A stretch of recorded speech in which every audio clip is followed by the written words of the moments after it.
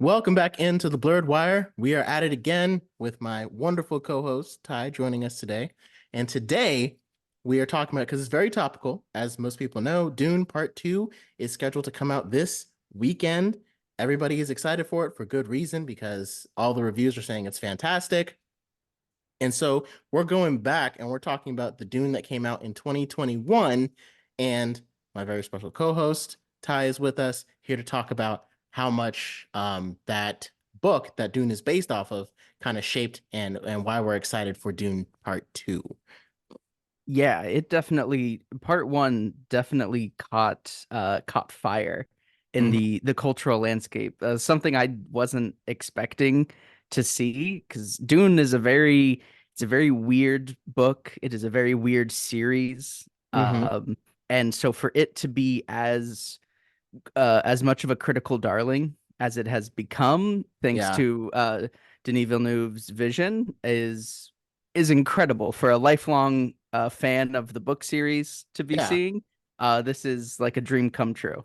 So as a lifelong fan, you have a unique perspective. So like, how did you get started reading Dune? And do you feel like the 2021 movie really did it justice? My first introduction to it was, believe it or not, this old 90s real-time strategy game that my dad would play.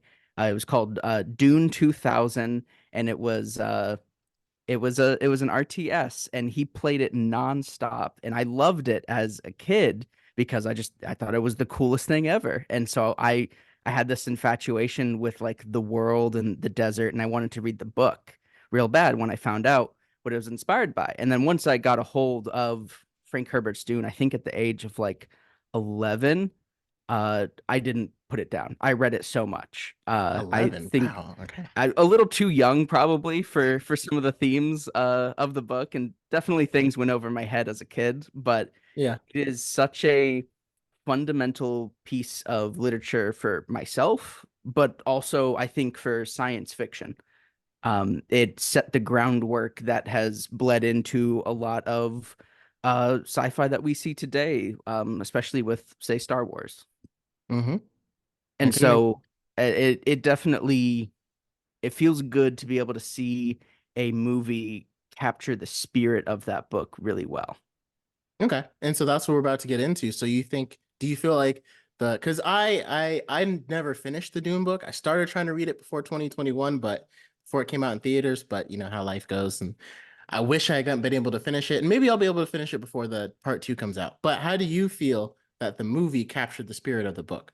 Man, it's a dense book. The book itself even comes with a full glossary in the Yeah. back for specific terms that Herbert uses. So I understand fully the difficulty it is. It takes effort to get into Dune for sure. Hmm. But I think the themes found within stay cutting and relevant. We have, and I'm gonna try to be as spoiler free as I can be. So I'm gonna Hmm. speak a little vaguer to some points, but Paul himself is a very misguided protagonist. You know, at some points we're felt very much to empathize with him because who can't empathize with a child losing a father, Hmm. with the death of Duke Leto, but at the same time it's where he goes from that point, and it's Frank Herbert's uh him going into these topics of systemic oppression and how that plays out. And I feel like that's something that Denis really captured. And it's something I watched it again last night. I really like where he ended part one, because Hmm. the ending of part one is kind of, for Paul, it's this full circle. It starts with this dream that he keeps having of Arrakis and of Chani. And he keeps seeing this dream. And by the very end of the book, that dream has become realized, not because it's put upon him, but because he chooses it. And at the same time he fears this other dream that becomes apparent when he and his mother are in the desert. he sees this vision of this jihad put out upon his name with him as emperor and billions of people dying at his hand because of him. And he's fearful of that. Yet at the Mhm. same time, he's taking steps for his own survival, but these steps of survival are leading to this great massacre. And Dune Part One ends with kind of in a chilling way, with Chani saying this is only the beginning. And we see we see Paul kind of beginning to go down that path. And so he's such an interesting character to be the protagonist of, because simultaneously we can have empathy for him. We can, feel so sorry for the situation he's been put in as this child. He's at the mercy of his parents and the Bene Gesserit mixing Mhm. bloodlines to create a person such as himself, but he's also a person and he has his own agency and he can decide what he does with that. And I think it almost, without going into spoilers for the later books or how part two can play out, Paul can be a very cautionary tale of a Christ figure or any kind of messianic savior I mean, figure. the next one after part two is called Messiah. Dune So Messiah. yeah, I feel like the Christ, they're not shying away from the Christ ideology there, chosen one. But that's an ideology that, of course, a lot of people compare it to Star Wars. But the Hmm. chosen one, Jesus, that's an ideology that Star Wars has used a lot as well. Hmm. Absolutely. Luke Skywalker was a chosen one. Yeah, uh, yeah, it's the hero's journey. exactly. And I think I remember when I saw Dune, I wasn't expecting the ending because most of the time there's like it kind of felt like the movie hit the climax and then it was kind of a slow descent from there, just in terms of filmmaking. Once you realize that like there was a part two, it's like okay, there's going to be even more when we get to part two. But like obviously the scene where the most was going on was when House Atreides was attacked by the Harkonnens and the Sarkadar. Did I pronounce that right? Sardaukar. Sardaukar. Oh, so close. So Sardaukar. close. So close. See, you need that glossary. You need that Yeah, glossary open with the gotta have it. pronunciations. So I think that was really interesting that he put, the highest point of action is kind of in the middle of the movie, and then it's just kind of a descent as we realize that Paul has a whole nother journey to go on before we see like the full, those visions come to life and those dreams and everything really come to life. And I think for Denis, that had to take so much patience because with so many book adaptations, books Mm-hmm. obviously burn slower than movies. It's just kind of the general way that it goes. But I mean, you and I Hmm. both grew up on the Percy Jackson books. Um, Hmm. excuse me. I remember reading the series of unfortunate events books. And a Hmm. lot of those film adaptations didn't do it justice because the filmmaker was trying really hard to go ahead and get to the point, get to the climax, get to the exciting part and kind of left out all of the depth in the building. So I think for Denis to Sure. decide, like, you know what, this is going to be a two-parter.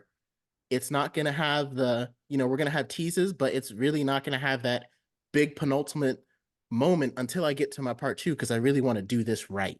And I think that takes a Absolutely. lot of patience, discipline, and I have a lot of respect for that, especially because it still is a gripping movie that kept us in. Like it's not boring because it takes its time. Right. No, I've talked with people who didn't come from a place of being a huge fan of the book and absolutely falling in love with the movie and still really enjoying it, even though it has it ends, halfway through the book. Mm-hmm. And so the fact that he was able to make it gripping is really good. This isn't the first time us Dune fans have been able to see this book adapted. We've had two other high profile adaptations with David Lynch's Dune, and it very much captured the a lot of the weirdness from the books, this oddity, but I think it was really lacking in some of the thematic strengths of Dune. I think Mm-hmm. it leaned very hard into making Paul Atreides a a positive figure. There wasn't as much depth or nuance with Kyle MacLachlan's performance as Paul, Yeah, and so I think it misses some of the important aspects of Dune for myself, but it's a very fun watch just on its own as like a David Lynch movie. yeah. It's a very fun, weird time. And But then, go oh, go ahead. ahead. I'll go ahead. Go ahead. Okay. It's like we both have so many ideas to get out at the same time. But I feel like I know what you mean by that. The nuance of Paul Atreides, because sometimes you kind of got to resist the urge to make your protagonist just always right and just always does the right thing. And I Hmm. think that's where, like, it's hard to compare Dune to Rebel Moon because it's very different directors, very different storylines and stuff. But both Hmm. we're seeing will always be compared to Star Wars just based upon the storyline. They both have Imperial in them, both space stories. Like, they're just going to be compared to Star Wars, just the way that it is. But Hmm. Rebel Moon kind of was like a part one. So it also had like the same thing as Dune, like where it didn't really finish like the penultimate. It still had like a battle at the end, but it didn't like reach the climax that it was kind of teasing. But a lot of people felt like Rebel Moon was kind of like overhyped and it didn't really hit as well as people thought it would. Hmm. And I think that's partially because Zack Snyder didn't give his main character as much depth. Depth, Hmm. you know, she was like an ex-Imperial soldier, and now she's living in the countryside, and she's always right. And Hmm. but Paul Atreides, you know, he's a kid, he's still learning, still growing, but you can still sense a lot of my favorite thing about him is like his cockiness and his arrogance. Like when he's Hmm. talking to Josh Brolin's character to Gurney, and he's like, "You old man." And when Yeah. the witch, when he's talking to the Bene Gesserit, and she's like, Hmm. you send my mother out in her own home," and then she just Yeah. commands him, and he's next thing you know, he's on his knees like, "Oh, what just happened?" And it's I think it's refreshing, and I think Timothée Chalamet brings it out very well. Yeah, absolutely. He has this. I think you hit the nail on the head. He's got this cockiness to him at points because he's also that scene with him and his mom and the ornithopter, Hmm. and she's trying to guide him with using the voice successfully for the first time. He feels, he's got a little bit of like spirit in him. He's like, no, I can do this, even though he's not getting it Yeah. right the first time. It's one of those characters that you have to learn to love. So seeing him get humbled, seeing him go through and going that progression, that makes us connect to him more than seeing a character that you're already supposed to love because it's like, oh, I mean, this is the good guy character. You just automatically love them. But learning to love them, learning to develop their character, I feel like makes a big difference in storytelling. Yeah, absolutely. Yeah. So I'm curious from your side because you come from a more an audio engineering side, like Mhm. on the movie as just a movie. What did you think of like the score that went along with it? I believe by Hans Zimmer Oh and like yeah. the audio engineering. Yeah, it was out it was absolutely fantastic. The score, you know, like it pulled out the emotional parts that we needed, and it gave us the mysterious vibes when it called for it. And Hmm. especially the audio engineering, it really like sucked us into the world because there's a lot of things people don't think about, you know, sounds of your clothes, Hmm. like people have to make that sound. And like the audio engineers, like they went in and you could tell the difference based on the clothes they were wearing. Like when Paul is just in his normal, like, you know, ceremonial garb, the sounds that Hmm. his clothes making are not the same as the suit that he wears when he's in the desert. And they Hmm. even had sounds for when the sand is scraping against that suit. Like all of Yeah. that stuff is stuff that they thought of that really pulled us into the world. Because I remember, especially in a theater, which is why I love going to theaters, because the surround sound, if you do Hmm. the sound engineering right, you get lost in the world. And I Hmm. felt like I was like, I knew I needed to see this movie again to fully get everything when I first saw Doom.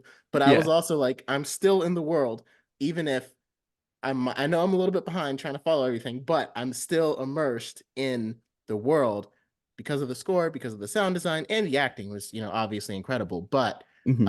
you know, whoever I really should have looked up the sound designers for this. You know, I'm gonna start making sure I do that. Looking up the sound designers for each project because they did a phenomenal job. And did it Yeah. win? Did it win anything at the Oscars? Oh, it's been a minute. I don't remember. I feel like it did though. I feel like it Good should question. have. I feel like based upon how people are already feeling about Dune Part 2, like, you know, the Oscar baby from last year was Oppenheimer, Killers of the Flower Moon, and Barbie. Those are kind of the three that are dominating. And I think it's fitting that the Oscars are going to happen right around the time that Dune 2 is in theaters because people are going to see the Oscars and then they're going to see Dune Part 2 and they're going to be like, this should be in that same category. And I think Dune Part 2 is going to be one of those like Oscar babies that has multiple nominations. So I'm looking it up right now. It did Hmm. win an Academy Award for Best Visual Effects, Okay. Best Music origin for the original score, and for Best Cinematography and Okay. Production Design. Well And deserved. yeah, I forgot this this movie won a lot of awards. Okay. So the second one looks like it's probably primed to do the same thing because from what I've heard, all the reviews are incredible. So what are you looking forward to in Dune Part 2? Um, I'm looking I'm looking forward to Denis sticking the landing Hmm. because part one did such a great job at setting up the climax of this story of Paul's, because Paul's path hasn't been fully set yet in the Hmm. book. He is starting that path, and I feel like part one really does a good job at ending with him going down that path officially, um, and committing to it. But he hasn't yet burned the option to go back, and I'm very curious to see how he sticks this second half, this time skip. There's a weird 3-year-old child who has the mental faculties of a full-grown adult um in the second half of the book and in part two, and I have no idea if Denis is gonna change that or put that in, but I can't wait to see some CGI'd 3-year-old on screen. Okay, yeah, because there's definitely a lot of things in books that don't always translate well to movies. And Sure. sometimes you have to make adjustments based on it. So it will be interesting to see how Denis navigates that because I can't really picture what that will look like. Yeah, if you it was in the thankfully David Lynch didn't take it out um of his adaptation. So if you want to see Uh-huh. some weirdness with a toddler thinking and acting like a full-grown adult, go ahead and watch David Lynch's Dune. Okay. Sounds like I have some homework to Yeah. do. But how about you? What are you most excited for part two? I think, like you said, just seeing him stick the landing, he brought so many. I remember when I was watching Dune, the thing that I think surprised me the most is like he brought so many great actors and they died so quickly. And it was Hmm. like, wow, because like sometimes when you have a really good actor in a film, you almost know, okay, they're not going to die. Like when they're not really in any real danger because they're a star. They're the star of the movie. Right. Oscar Isaac, Jason Momoa, and it looks like Gurney didn't die. I thought he did, but it looks like he didn't because he'll be back for part two. But even Hmm. those two, like I was not thinking they were in any real danger during the film because they're stars. I mean, Oscar Isaac was at the peak of his game when this came Yeah. out. And Hmm. so to see Denis make that choice, it was very surprising and refreshing. And then bringing in all these, so I'm interested to see how all the actors interact.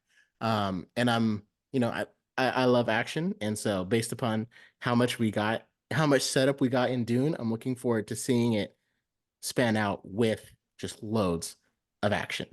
Yeah, that's true. What did you think of the fight scenes, the action? There was the big assault um Hmm. scene right like towards the middle, but what did you think of some of like the closer action?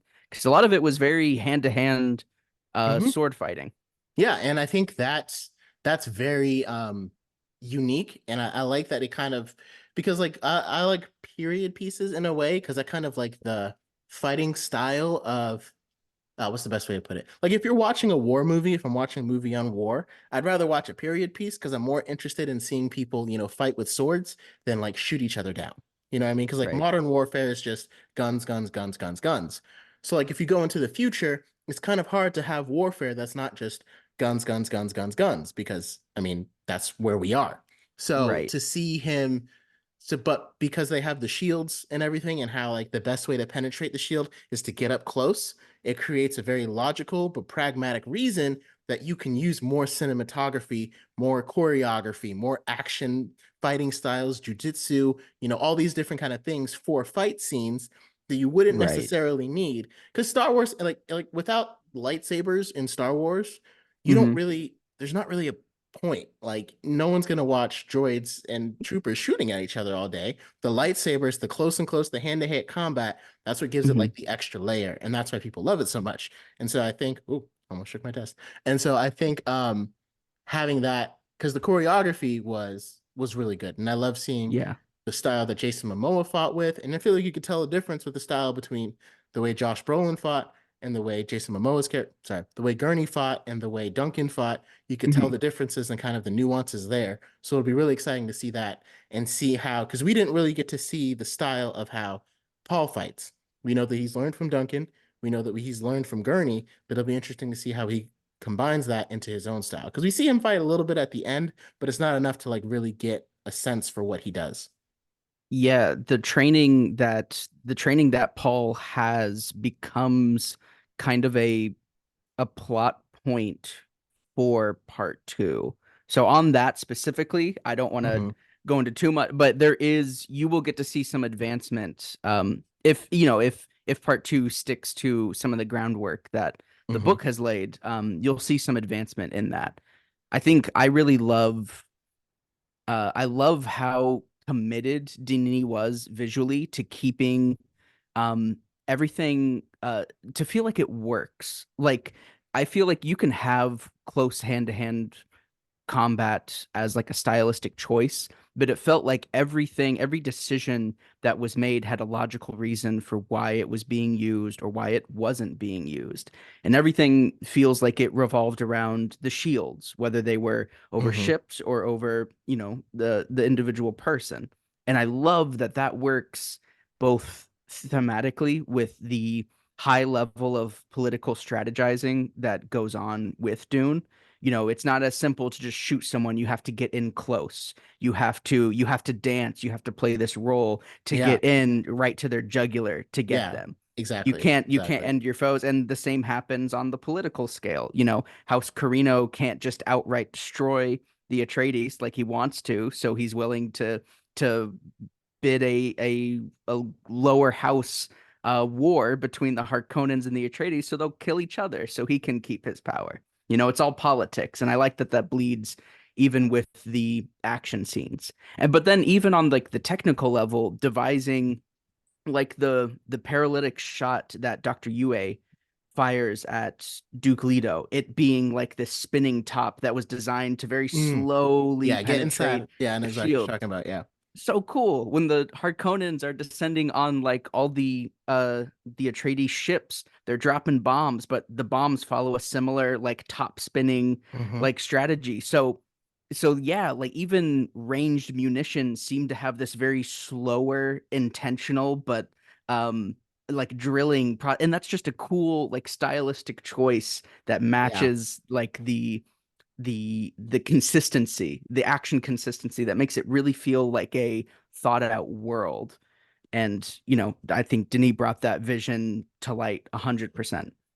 And I think, like you mentioned about the politics, and I think I'm also excited to see a little bit more of that in the next one as well, because we kind of hear about the Emperor, but we don't really see him as much. I mean, we don't really see him Hmm. at all in this one. Hmm. And I feel like the definitely the politics aspect of Dune I think is what sets it apart and why it can create its own brand, separate of Star Wars, separate of this thing's popping up. Okay. Separate of Star Wars, separate of Rebel Moon. Like it'll make its own footing because its politics are so much more interesting. Because Rebel Moon and Star Wars, the essential was like, we're ruled by a big bad government, we're gonna rebel and overthrow. Sure. Okay, that's it. Like that's, and then it worked. It works very well, but Hmm. it's that same theme. That theme doesn't really change. But seeing it come into this one, you have a house that's actually benevolent, like, a part of the government that's actually, not like a terrorist in House Atreides, but he still comes from privilege, wealth, all of these things because he's the duke of a house. And his goal is to make an alliance with these people, the Fremen, to become stronger than ever. Something that the Harkonnens are just like, what? No, you just lord over them, you oppress them so you can keep them in their place. And it was interesting seeing how like, the emperor can't just go kill him, because of the whispers and people thinking like, oh, he could replace the emperor because he wasn't necessarily the emperor's enemy until the emperor was like, I think this guy's going to come for my spot, so now I'm going to go destroy him. You know what I mean? It wasn't like based upon what the emperor was doing, is based upon rumors surrounding him. So it creates a very interesting political atmosphere that I'm excited to see how far it goes in the new one, in the Yeah, next. and that even ties in with the Fremen. They're such an interesting people because they're very complex and there's a lot of depth that goes with them. And so they're a very strongly, devoutly religious people, but at Hmm. the same time, their religion is based on these at its core these lies planted by the Bene Gesserit for centuries and millennia beforehand to seed protection for themselves should they ever find themselves on a planet so they can amass power. And the way that Paul deals with Paul as our lens through which to view the political battleground that is this world, he has a very interesting decision that he will get to make, that he'll have to make as a character, whether to view them as this people that have been oppressed or as this militaristic force that he can use. Is he going to be like the Bene Gesserit and use them as a tool, as the Bene Gesserit tried to make them, or will he view them as people that they are and try to assist in whatever ability possible? Or is he even able to? Is his presence Yeah. there itself very manipulating? Yeah, yeah. And that itself will be the question. So yeah, there's a lot to look forward to. Like I said, I think Dune set it up very, very well. So I guess the final question is, when are you going to see Dune Part 2? Day one, baby. with Day the one? big with the big old tub of popcorn, the big Oh, old popcorn bucket of the worm. oh my God. Oh my God, that was so funny. I wish I could go see it the opening weekend, but I'll be going to see it on Tuesday. So I'll probably have to stay off of, social media and everything for that weekend just so I can get to see the movie and then I can get back linked in with everything. I will text you a thumbs up or a thumbs down when I get to see it. That is all. Oh I will man. not I will not tell you anything else. If Just I a get thumbs a up or thumbs down. I'm gonna be so surprised if I get a thumbs down. I'm gonna be like, what is he talking about? What What? does it mean? I'm gonna send you a thumbs down just to mess with you. You're gonna be like, this thumbs down. It was so good that I gave a thumbs down. Right. Because I want you to have lower expectations because Right. that's how good it's gonna be. It's gonna knock your socks off when you see it. And I feel like it's a very interesting dynamic shift too between because like I said, when we talked about before, when Madam Web came out earlier this year, Hmm. it was before critic reviews, it was panned. People were like, Hmm. this is gonna be terrible. And then we went to the Hmm. theaters and it just confirmed how terrible it was going to be. Right. And now the expectation with Dune Part 2 is it looks fantastic. Hmm. And, only time will tell if what we see in theaters is going to match up. But it's very interesting to see how, partially based upon what you've done before also goes into Hmm. that. But the way audiences are reacting to both of these movies really tells you, like I said, the marketing, the perception, and the expectation and what will be met. Because in both cases, like I said, the expectation for Madam Web, it was met. Hmm. It was met. We It were was not just expecting it to very be good. low to begin with. Yep. It can't really No, like that should have been Madam Web -1 because the expectation was that's zero. the He minus got one. it. Ah, So is the part oh. two in Dune part two just a plus two? It It's must Dune be plus that two. must be It it. must Yeah, be. Dune That's why plus it's two. so. Hmm.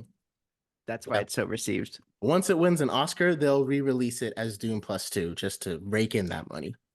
Yeah. Plus two minus color. Yeah. Do you have any box office predictions for how well it's gonna do?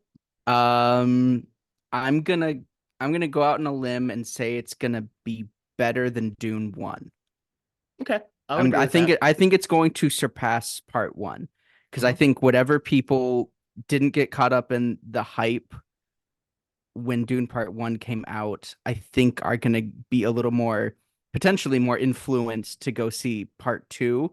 And maybe because it's a little more action focused. Yeah. There's more climax that happens in part two. And I think Dune was a bit of a surprise too, because we weren't like, I didn't hear that it was even being worked on or anything like that. It just kind of popped up and was like, hey, this is coming out soon. But Hmm. Dune 2, I mean, we've been expecting since Dune 1, and as Hmm. well as it almost came out last year, then the strikes happened. So we've been anticipating it for like, feels like 6 months now. So I Hmm. definitely think it's going to do better. I don't know if it'll hit the billion mark.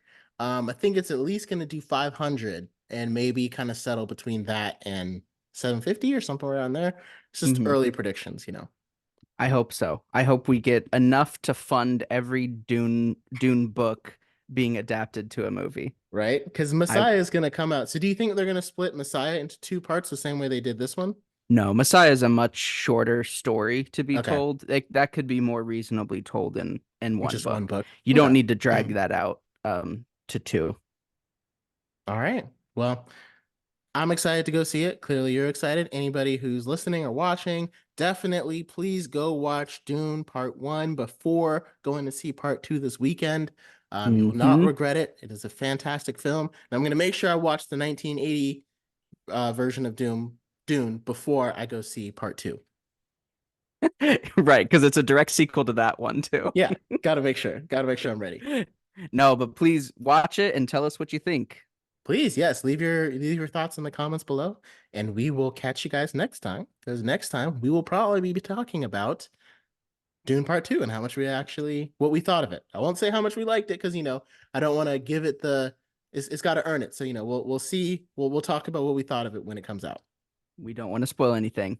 Exactly, exactly. Long live the maker. Until next time, thank you guys for rocking with us. This was the Blurred Wire, and we'll catch you. We'll catch you again.